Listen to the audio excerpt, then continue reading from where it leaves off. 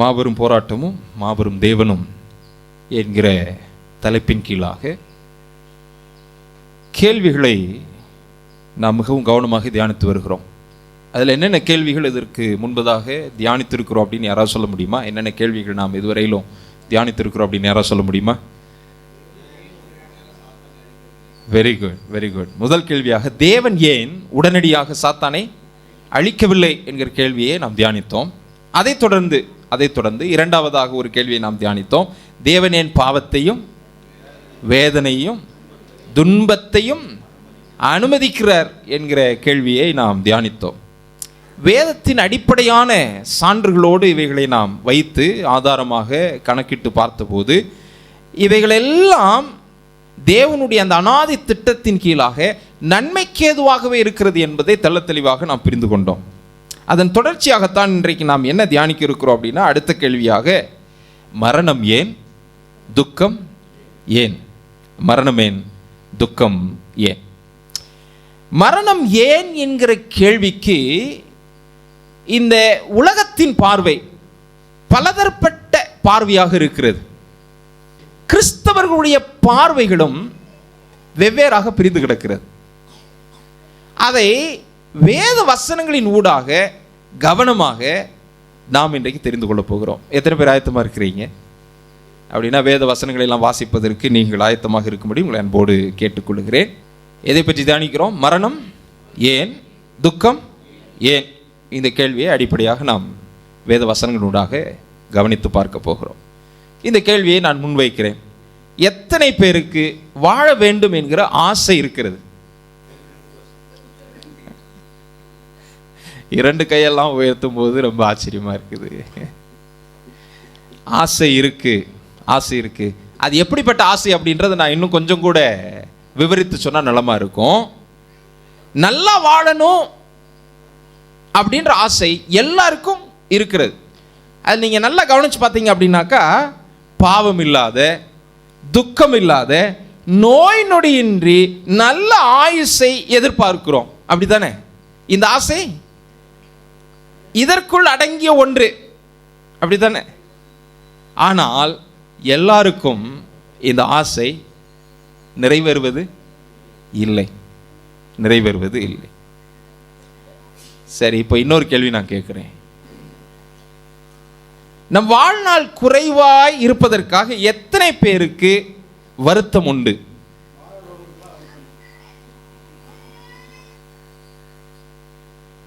நம்முடைய வாழ்நாள் குறைவாய் இருக்குது அப்படின்ற வருத்தம் யாருக்காவது இருக்குதா?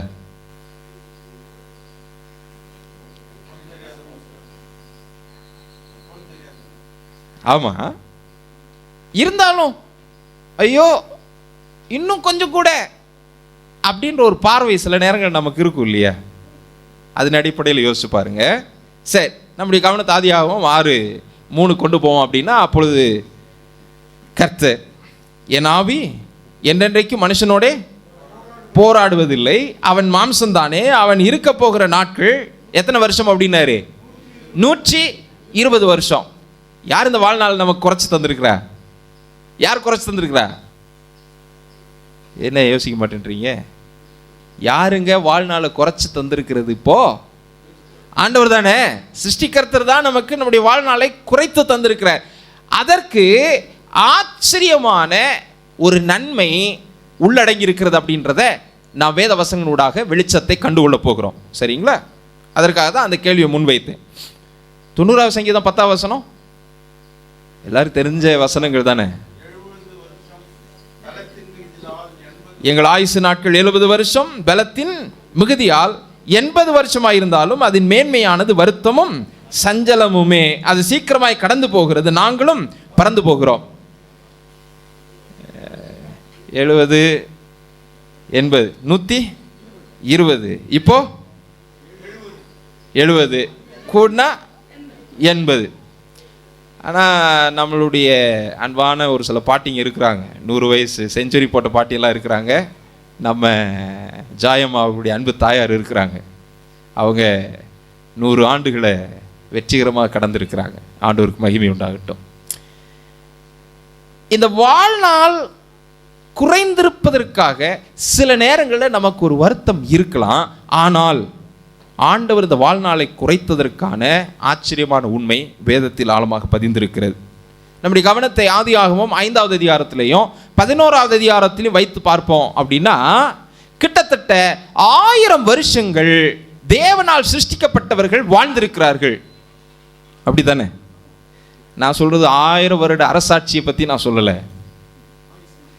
அது இருக்கு, நமக்கு 1000 வருட அரசாட்சி இருக்கு. ஆனா இந்த நாம் வாழ்கிற இதே பூமியில தேவனால் படைக்கப்பட்ட ஜனங்கள் கிட்டத்தட்ட எத்தனை வருஷம் வாழ்ந்திருக்கிறாங்க? 1000 வருஷம் வாழ்ந்திருக்கிறாங்க. இதை நீங்க கொஞ்சம் யோசிச்சு பார்க்கணும். 50, 60, 70 போறதுக்குள்ளேயே நமக்கு எவ்வளவு இந்த வாழ்க்கை ரொம்ப மோசமா காட்சியளிக்கிறது அப்படின்னு யோசிச்சு பாருங்க. இவங்க கிட்டத்தட்ட எத்தனை வருஷம் வாழ்ந்திருக்கிறாங்க? எத்தனை வருஷம்? கிட்டத்தட்ட 1000 வருஷம். மெத்துசலா தான் அதுல ஹையஸ்ட். எத்தனை வருஷம்? 969. அப்புறம் தொடர்ந்து நீங்க அந்த அதிகாரத்தில் வாசி பார்த்தீங்க அப்படின்னா, யாரேது அப்படின்றவர் 962 வருஷம் வாழ்ந்திருக்கிறார். ஆதாம் எத்தனை வருஷம் வாழ்ந்திருக்கிறாரு? 930 வருஷம் வாழ்ந்திருக்கிறாரு. சேர்த்து 912. கேனான் 910. ஏனோசு 905. என்னங்க எல்லாம் 900ஆவே போயிட்டு இருக்குது. கிட்டத்தட்ட 1000 வருஷம், கிட்டத்தட்ட 1000 வருஷம் வாழ்ந்திருக்கிறாங்க. மகலாலேயல் 895, அப்படியே குறையுது. 895. லாமேக்கு 777 வருஷம். சேம் 600.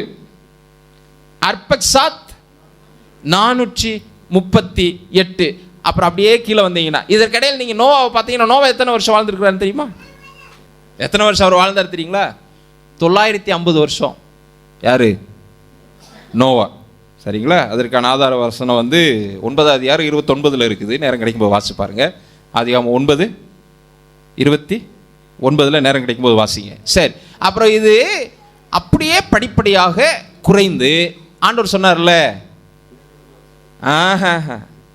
முதல்ல சொன்னார்ல 120 வருஷத்துக்கு குறைஞ்சிருச்சு.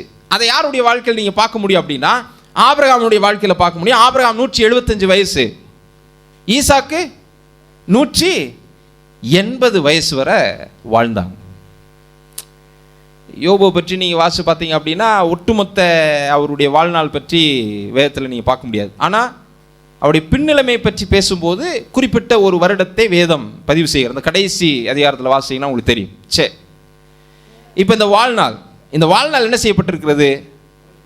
கொஞ்சம் கொஞ்சமாக அப்படியே குறைக்கப்பட்டிருக்கிறது.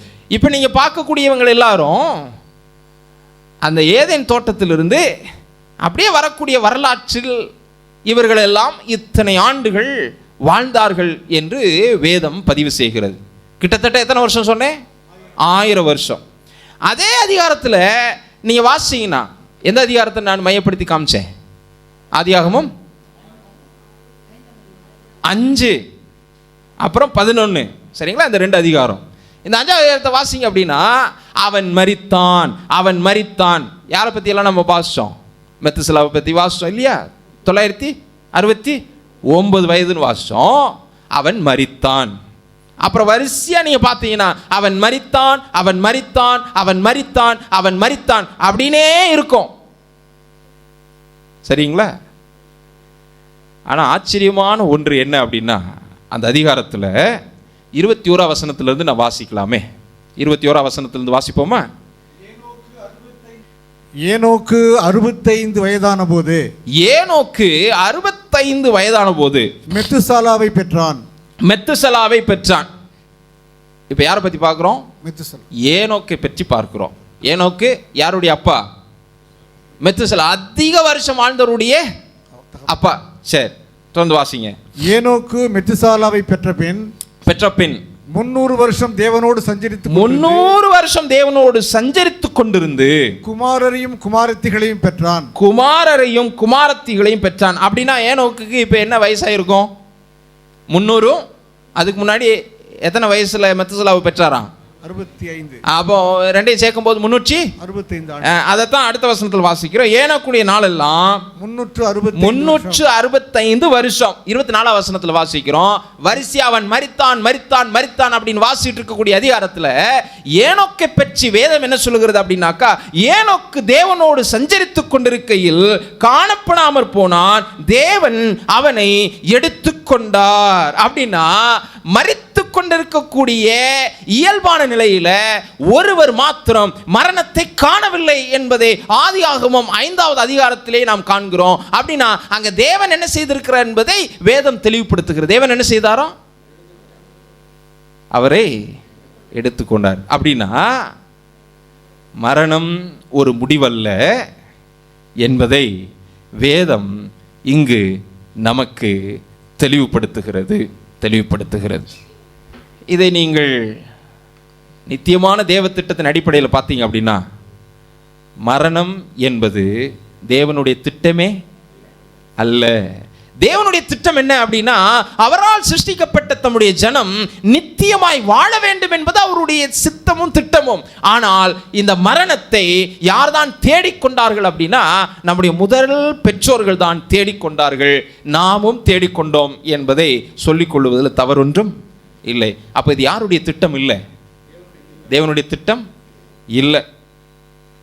மனிதனுடைய வாழ்நாள் குறையணும், அவன் மரிக்கணும் அப்படின்ற தேவனுடைய திட்டம் இல்லை. அவருடைய திட்டம் எல்லாம் நம்மை சிருஷ்டித்த போது வாழ்நாள் முழுவதும் நித்தியமாய் வாழணும், வாழ்ந்து சுகிக்கணும் அப்படின்றதான் அவருடைய திட்டமாக இருந்தது. ஆனால் அதற்கு ஒரு விதிமுறையை ஆண்டவர் வைத்திருந்தார். அது என்ன விதிமுறை அப்படின்னா, ஆதியாகமத்தில் 2வது அதிகாரம் 9வது வசனத்தில் வாசிக்கிறோம். 2 விருட்சங்களை அந்த தோட்டத்தில் தேவன் வைத்தார் என்று நான் வாசிக்கிறோம். என்ன வாசிக்கிறோம்? தோட்டத்தின் நடுவிலே தேவனாய கர்த்தர் பார்வைக்கு அழகும் புசிப்புக்கு நலமுமான சகல விருட்சங்களையும் தோட்டத்தின் நடுவிலே ஜீவ விருட்சத்தையும் நன்மை தீமை அறியத்தக்க விருட்சையும் பூமியிலிருந்து முளைக்க பண்ணினார். அப்படின்னா அந்த தோட்டத்தின் நடுவாக தேவன் 2 முக்கியமான விருட்சங்களை வைத்தார். நிறைய விருட்சங்கள் இருந்துச்சு, ஆனா நடுவுல 2 விருட்சங்கள் வைக்கப்பட்டது. ஒன்று ஜீவ விருட்சம். ஜீவ விருட்சம் அப்படின்னா என்ன அர்த்தம் கொள்ளுகிறது? ஜீவ விருட்சம்னா என்ன? Very good. ஜீவ விருட்சம் அப்படின்னா நித்தியமாய் வாழ்வதற்கான ஒரு விருட்சம். ஆனா அதே நேரத்தில் இன்னொரு விருட்சம் இருந்துச்சு, நன்மை தீமை அறியத்தக்க விருட்சம். ஆனா அந்த விருட்சம் எதை கொண்டு வரும்? மரணத்தை கொண்டு வரும். அதை தான் 16-17 வாசிக்கிறோம். அந்த 2வது அதிகாரம் 16-17 வாசிக்கிறோம். தேவனாய கர்த்தர் மனுஷனை நோக்கி, நீ தோட்டத்தில் உள்ள சகல விருட்சத்தின் கனியையும் புசிக்கலாம். அப்படின்னா எந்த விருட்சத்தின் கனியையும் புசிப்பதற்கு அவர்களுக்கு அதிகாரம் கொடுக்கப்பட்டது? ஜீவ விருட்சத்தின் கனியையும் புசிப்பதற்கு அவர்களுக்கு அதிகாரம் கொடுக்கப்பட்டது. ஆனால் ஆண்டவர் வைத்த விதிமுறை என்ன அப்படின்னாக்கா, ஆனாலும் நன்மை தீமை அறியத்தக்க விருட்சத்தின் கனியை புசிக்க வேண்டாம், அதை நீ புசிக்கும் நாளிலே சாகவே சாவாய் என்று கட்டளையிட்டார். சகல உரிமையும் கொடுக்கப்பட்டது. எந்த விருட்சத்தின் கனியையும் புசிப்பதற்கு அதிகாரம் கொடுக்கப்பட்டது? ஜீவ விருட்சத்தின் கனியை புசிப்பதற்கும் அதிகாரம் கொடுக்கப்பட்டது. ஆனா எது மட்டும்தான் விலக்கி வைக்கப்பட்டது? நன்மை தீமை அறியத்தக்க விருட்சம். ஏன்னா அந்த விருட்சம் எதை கொண்டு வரும்? மரணத்தையும் பாவத்தையும், சாவு, மரணம். இப்போ நம்முடைய முதல் பெற்றோர்கள் ஆதாமும் ஏவாளும் ஒருவேளை ஜீவ விருட்சத்தின் கனியை அவர்கள் புசித்திருப்பார்கள் அப்படின்னா அவங்க எதை புசிக்க வேண்டிய அவசியம் இருந்திருக்காது? எதை? நன்மை தீமை அறியத்தக்க விருட்சத்தை புசிக்க வேண்டிய அவசியம் ஏற்பட்டிருக்காது. ஆனால் சாத்தான் நயவஞ்சகமாக அவர்களை வஞ்சித்தான். ஆண்டவருடைய கட்டளை என்ன? அவருடைய விதிமுறை என்ன?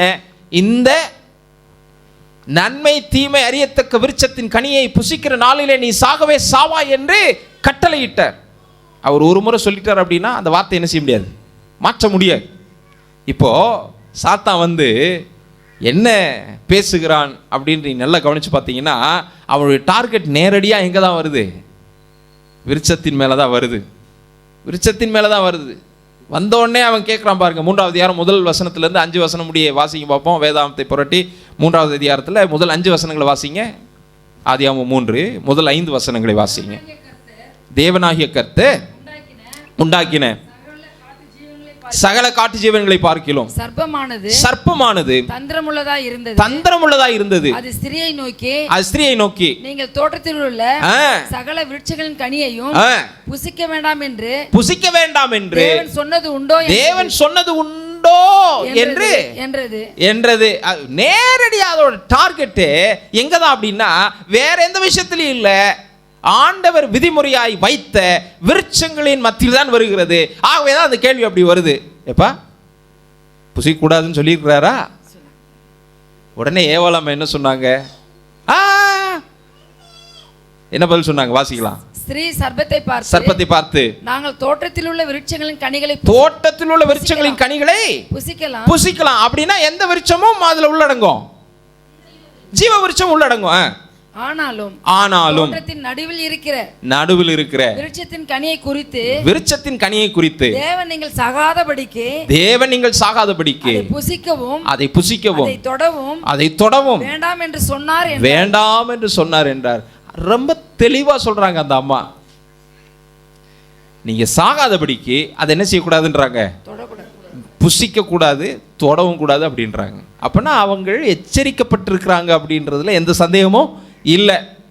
ஆனால் இப்போ சாத்தான் ஒரு பெரிய பொய்யை புகுத்துறான்.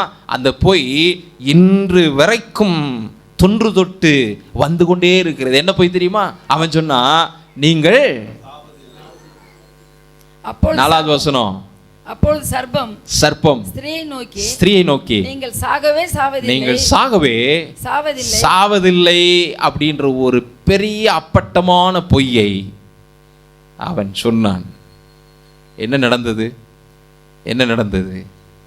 ஸ்திரீ ஏவாள், நம் முதல் தாய், விருட்சத்தின் கனியை புசித்து ஆதாமுக்கும் கொடுத்தார். இப்போ சாத்தான் அதில் நீங்கள் தொடர்ந்து வாசிப்பீங்கன்னா 5வது வசனத்தில் இன்னும் ஒரு விஷயத்தை சொல்கிறான் பாருங்க. நீங்கள் இதை புசிக்கும் நாளிலே உங்கள் கண்கள் திறக்கப்படும் என்றும் நீங்கள் நன்மை தீமை அறிந்து தேவர்களைப் போல் இருப்பீர்கள் என்றும் தேவன் அறிவார் என்றது. எவ்வளவு வஞ்சகமா அவர்களை வஞ்சித்தான் என்பதை நாம் கண்டுகொள்ள முடிகிறது.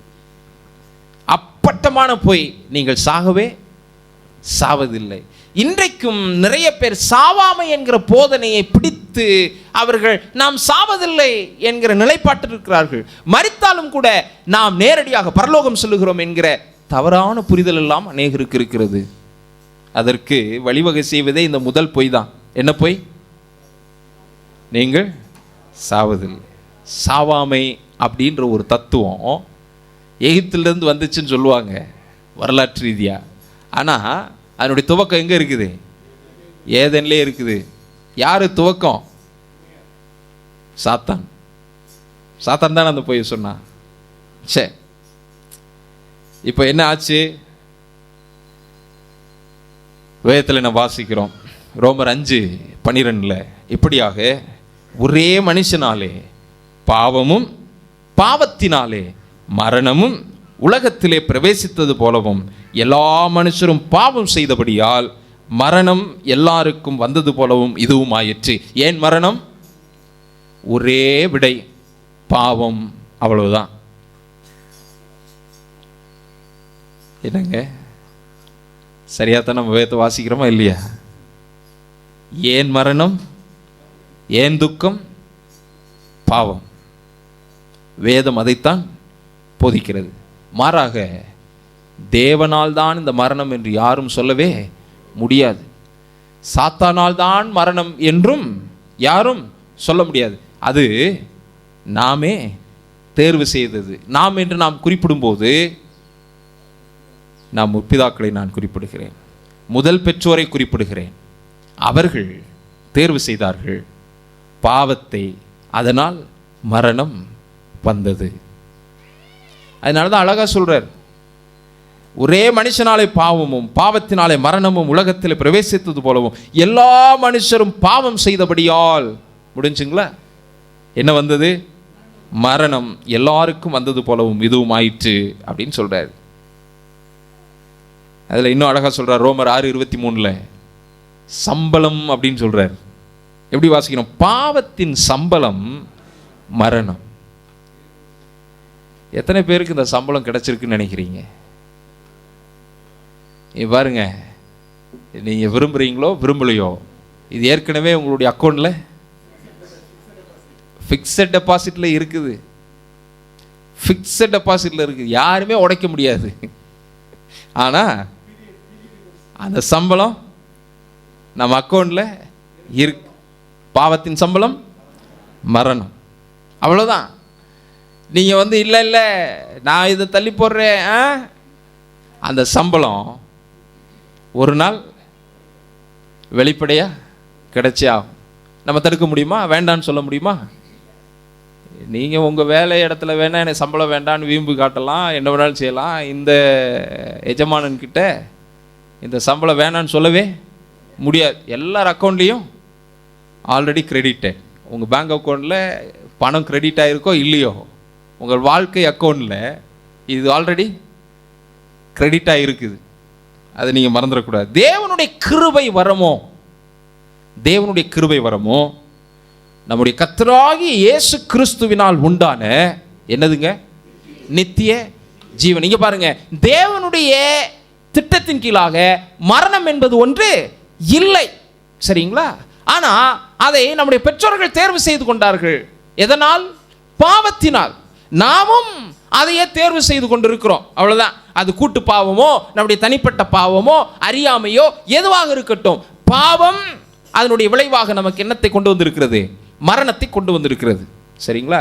ஆனால் இதில் நற்செய்தி என்ன அப்படின்னா, இந்த மரணத்தினின்றும் நம்மை ரட்சிக்க ஒருவர் வல்லமை உள்ளவராக இருக்கிறார். அவர்தான் நம்முடைய அருள்நாதராகிய இயேசு கிறிஸ்து.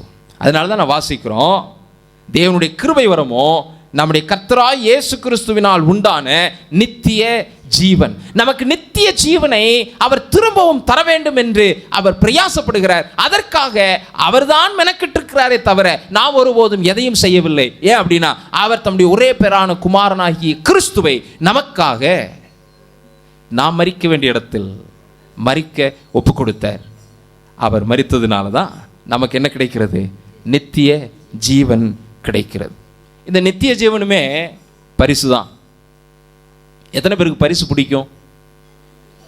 எத்தனை பேருக்கு பரிசு பிடிக்கும்? இப்போ யாராவது உங்களுக்கு பரிசு கொண்டு வந்து கொடுக்குறாங்க அப்படின்னா, வாங்குவதும் வாங்காமல் போவதும் யாருடைய உரிமை? ஒருத்தர் பரிசை கொடுக்குறாரு, ஐயா தாங்கன்னு வாங்கிக்கிட்டா எனக்கு நல்லது, இல்லைப்பா எனக்கு வேண்டாம் நிராகரிச்சா அவ்வளோதான், முடிஞ்சு போச்சு. நித்திய ஜீவன் பரிசு. நான் ஏற்றுக்கொண்டால் உண்டு. யாரை ஏற்றுக்கொண்டால்? யார் மூலமாக இந்த நித்திய ஜீவன் என்று வேதம் சொல்லுகிறது? கிறிஸ்துவின் மூலமாக, இயேசு கிறிஸ்துவின் மூலமாக. ஏன்னா நாம் மரிக்க வேண்டிய இடத்தில் அவர் வந்து அவர் மரித்து நம்முடைய மரணத்தை ஜெயமாக மாற்றியிருக்கிறார். அதனால அதன் மூலமாக நமக்கு இந்த நித்திய ஜீவன் கிடைக்கிறது. அதை நாம் ஏற்றுக்கொண்டால் மட்டும்தான். அவர் வந்து நிர்பந்தம் பண்ணவே முடியாது. ஆதியாகமம் 3வது அதிகாரம் 22 வசனத்திலிருந்து 24 முடிய வாசிக்கலாம். ஆதியாகமம் 3:22 வாசிக்கலாம்.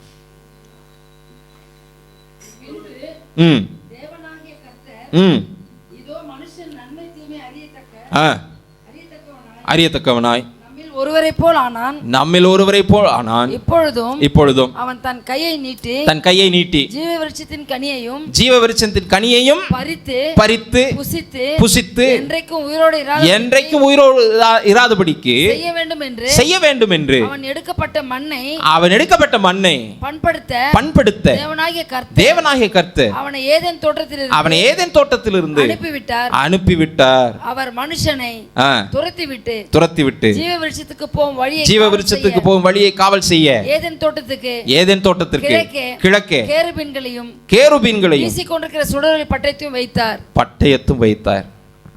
ஆண்டவர் செய்தது நன்மையா தீமையா? எதை வேலி அடைச்சிட்டா இருப்போம்? ஜீவ விருட்சத்தின் கனியை தொடக்கூடாது, கையை நீட்டி அவர்கள் பறித்து புசித்து விடக்கூடாது என்பதில் கவனமாக அதை என்ன செய்து விட்டார்? மறைத்து போட்டார். ஒருவேளை நன்மை தீமை அறியத்தக்க விருட்சத்தின் கனியை புசிச்சதுக்கு அப்புறம் ஜீவ விருட்சத்தின் கனியை புசிச்சிருந்தா என்ன ஆயிருக்கும்? என்ன ஆயிருக்கும்? யோசிக்கிறீங்களா இல்லையா? என்ன ஆயிருக்கும்? மரணமே இல்லை. ஜீவ விருட்சம்னா என்னது? நித்தியம். நித்தியம் வரைக்கும்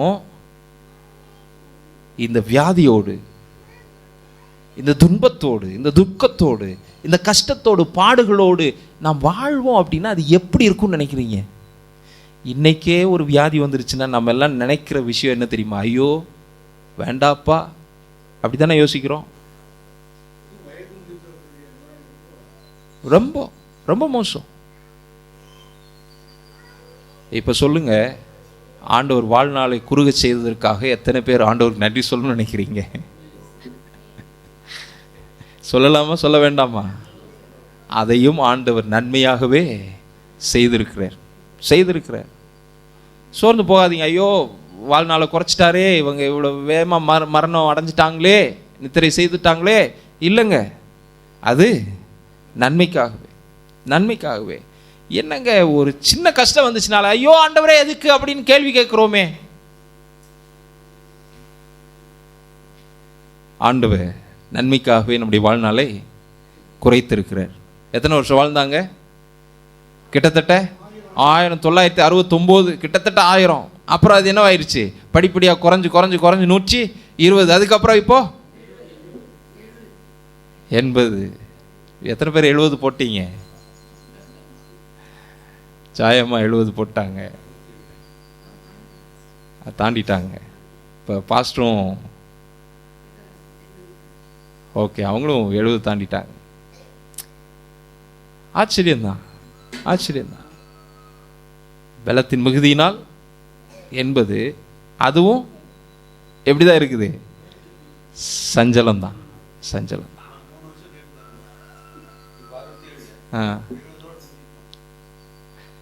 நம்ம கையில் இல்லையே. ஆனா இருக்கு. என்றைக்கு என்பது நம் கையில் இல்லை. ஆனால் ஏன் மரணம் அப்படின்னா ஒரே விடை, பாவம். சரியா இல்லையா? யாரையும் காரணம் காட்டுவதற்கு இங்கே இடமே இல்லை. ஆண்டவர் தான், சாத்தான் தான் அப்படின்னு சொல்லுவதற்கு இடமே இல்லை. பாவம், அவ்வளவுதான். இந்த சாவாமை தத்துவத்தை கொஞ்சம் நம்ம கவனத்தில் கொண்டு வரணும். கிறிஸ்தவ சபைகளுக்குள்ளேயும் இந்த தத்துவம் பிரபலம் அடைஞ்சிட்டு வருது. போதகர்மார்கள் ரொம்ப ஒரு வித்தியாசமான போக்குக்கு போயிடுறாங்க. 91ஆவது சங்கீதத்தில் நம்ம வாசிக்கிறோம்ல வாக்குத்தத்தங்கள், என்னென்னலாம் வாசிக்கிறோம்? யாருக்காவது ஞாபகம் இருக்குதுங்களா? ஆமாம், அதில் ரொம்ப கடுமையான விஷயங்கள்லாம் வாசிக்கிறோம். பாம்பை பற்றியெல்லாம் நீங்கள் வாசிப்பீங்க. சிங்கத்தின் மேலும் விரியன் பாம்பின் மேலும் நடந்து. நிறைய பேர் இன்னைக்கு அதை பெரிய சாகசமாக நினச்சிக்கிட்டு எது மேலே நடக்க முயற்சி பண்ணுறாங்க. வீடியோ காட்சியெல்லாம் பார்த்துருப்பீங்க. பாம்பை தூக்கிட்டு தலையில் போட்டுக்கிட்டுலாம் பிரசங்கிமார்கள் பிரசங்கம் பண்ணுற மாதிரியெல்லாம் இன்னைக்கு நிறைய அதை அங்கேயே கடித்து அங்கே ஸ்பாட்லே இறந்து போயிருக்கிறார். என்ன அப்படின்னா அவங்களுக்குள்ள இருக்கக்கூடிய இந்த சாவாமை அப்படின்ற தவறான தத்துவமும் உபதேசமும். இது எங்க உற்பத்தி ஆனது? ஏதேனில் சாத்தானிடமிருந்து உற்பத்தி ஆனது. ஒன்றை நீங்கள் நானும் புரிந்து கொள்ள வேண்டும். ஒருவர் மட்டுமே சாவாமை உடையவர் என்று வேதம் சொல்லுகிறது. ஒருவர் மட்டுமே சாவாமை உடையவர் என்று வேதம் சொல்லுகிறது. அதைத்தான் 1 தீமோத்தேயு 1:17 1 தீமோத்தேயு 6:16 வாசிக்கிறோம். நித்தியமும் அழிவில்லாமையும் அதர்சனமும் உள்ள ராஜனுமாய் தாம் ஒருவரே ஞானமுள்ள தேவனுமாய் இருக்கிறவருக்கு கனமும் மகிமையும் சதா காலங்களிலும் உண்டாயிருப்பதாக ஆமேன் அப்படின்ட்டு அழகான வார்த்தைகளினால் அவர் ஒருவர் மாத்திரமே நித்தியத்திற்குரியவர் என்பதை வேதம் தெளிவாக சொல்லுகிறது. 1 தீமோத்தேயு 6:16 வாசிக்கிறோம். ஒருவராய், எப்படிங்க? ஒருவராய். அந்த வார்த்தையை நம்ம மாற்றவே முடியாது. ஒருவராய் சாவாமை உள்ளவரும் சேரக்கூடாத ஒளியில் வாசம் பண்ணுகிறவரும் மனுஷரில் ஒருவரும் கண்டிராதவரும் காணக்கூடாதவருமாய் இருக்கிறவர் அவருக்கே கனமும் நித்திய வல்லமையும் உண்டாயிருப்பதாக. ஆமென். அவர் மட்டுமே சாவாமை உடையவர். நாமெல்லாம் எதை தேர்ந்தெடுத்துட்டோம்? மரணத்தை தேர்ந்தெடுத்து விட்டோம். இன்றைக்கு உலக நாடுகள் பார்த்தீங்க அப்படின்னா பெரும்பாலும் அளவுக்கு அதிகமான பணத்தை எதில் செலவிடுறாங்க அப்படின்றது நீங்கள் எடுத்து பார்த்தீங்க அப்படின்னா விண்வெளிக்கு ஏவுகணைகளை அனுப்புவதிலேயே குறிக்கோளாக இருக்கிறார்கள். இதோடைய செலவெல்லாம் நீங்கள் பார்த்தீங்கன்னா மயக்கம் போட்டு விழுந்துருவீங்க. இந்த செலவுகளை எடுத்து வறுமை கோட்டு கீழே இருக்கக்கூடியவங்களுக்கு கொடுத்தாலே ஒவ்வொரு நாடும் எங்கேயோ போயிடும். அவ்வளவு செலவு. நம்முடைய நாட்டில் இருந்தும் இந்த ஏவுகணைகள் அனுப்பப்பட்டது. ஒரு சில வெற்றிகரமான பதிவுகளையும் நம்முடைய விஞ்ஞானிகள் ஏற்படுத்தி இருக்கிறாங்க சமீபத்தில். யாருக்கா ஞாபகம் இருக்கா? ஆமாம், மங்கள்யான், சந்திராயன், நிறைய விஷயங்கள் இன்னைக்கு போட்டி போட்டுக்கிட்டு இருக்கிறாங்க.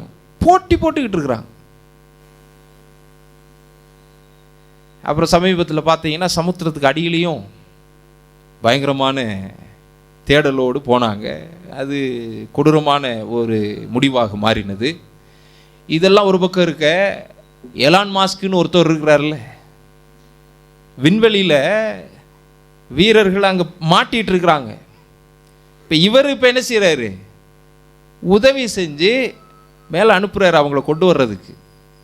எந்த அளவிற்கு விஞ்ஞானம் வளர்ந்திருக்கிறது அப்படின்றத பாருங்க. இந்த வளர்ச்சியினுடைய நோக்கம் என்ன அப்படின்றது நீங்கள் யோசிச்சு பார்த்தீங்கன்னா ஒன்றே ஒன்று தான். மனிதன் வாழ்நாள் நீடித்து வாழ்வதற்கு சாத்தியக்கூறுகள் உண்டா என்பதை அலசி தேடிக்கொண்டிருக்கிறேன். சரியா இல்லையா? நிலவில் போயாவது சாகாமல் வாழ்ந்துடலாமா அப்படின்லாம் யோசிக்கிறாங்க. அதை மாற்ற முடியுமா?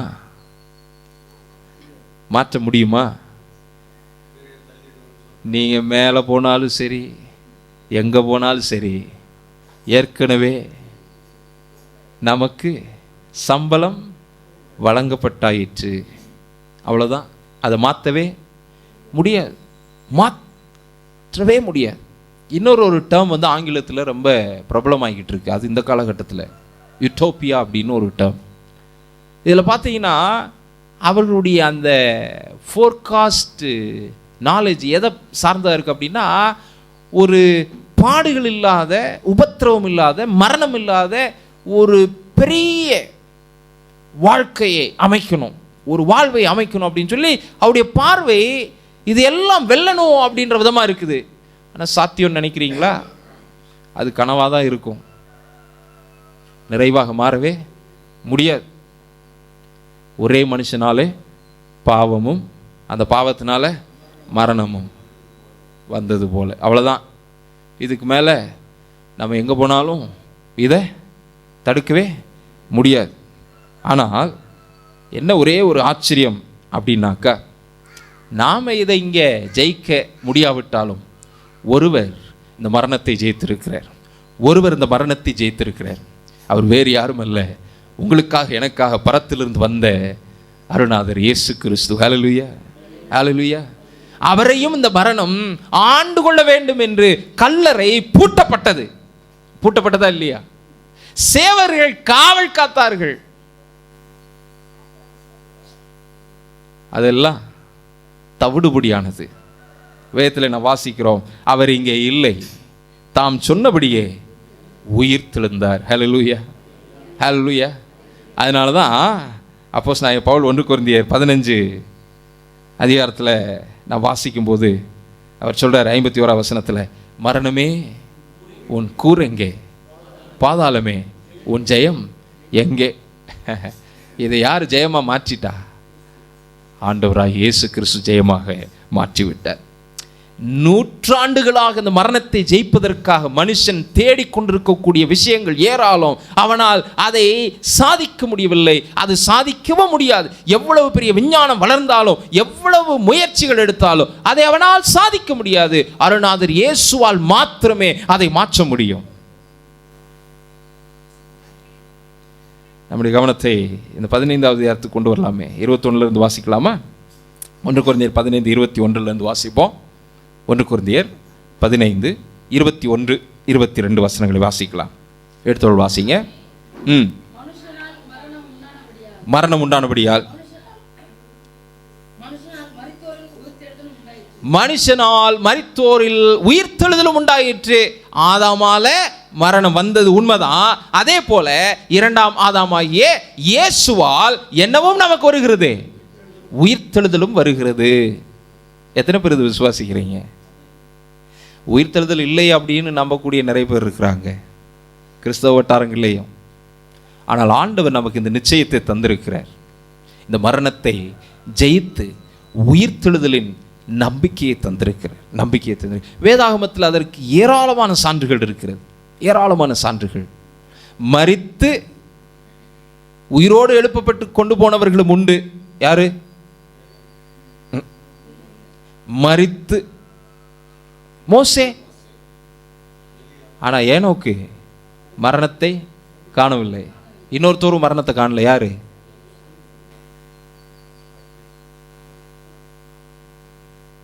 இதெல்லாம் நமக்கு ஆணித்தரமான எடுத்துக்காட்டு.